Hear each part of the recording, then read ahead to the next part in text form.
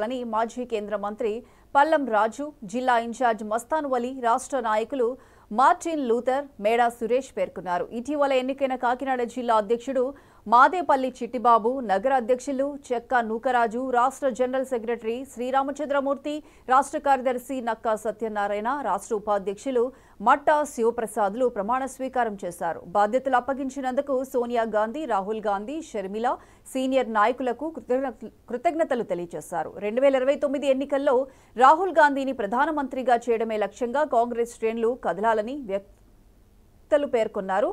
ఇక రానున్న జిల్లా పరిషత్, మండల పరిషత్, పంచాయతీ, మున్సిపల్ కార్పొరేషన్ ఎన్నికల్లో కాంగ్రెస్ పార్టీ నిర్ణయాత్మక పాత్ర పోషించే విధంగా ప్రతి ఒక్కరూ కృషి చేద్దామని ప్రతిజ్ఞ పూనారు.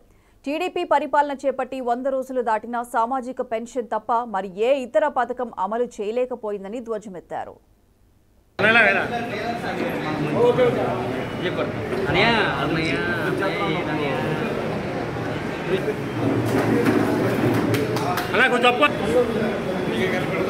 నూతన ఉత్సాహంతో ఇవాళ ఈ కార్యక్రమం చేసుకుంటున్నాం. మరి పెద్దలు చెప్పినట్టు చాలా విషయాలు మస్తాన్ గారు చెప్పారు. ఇవాళ దేశంలో కూడా కాంగ్రెస్ పార్టీకి పరిస్థితులు చాలా అనుకూలంగా ఉన్నాయి. ఎందుకంటే 2004 నుంచి 2014 వరకు కాంగ్రెస్ ఎటువంటి పరిపాలన ఆనాడు సోనియా గాంధీ గారు, మన్మోహన్ సింగ్ గారు నాయకత్వంలో, రాష్ట్రంలో డాక్టర్ రాజశేఖర రెడ్డి గారి నాయకత్వంలో ఎటువంటి పరిపాలన ప్రజలు దృష్టిలో పెట్టుకుని ఎటువంటి పరిపాలన అందించిందో ఆనాడు ప్రజలు చూశారు.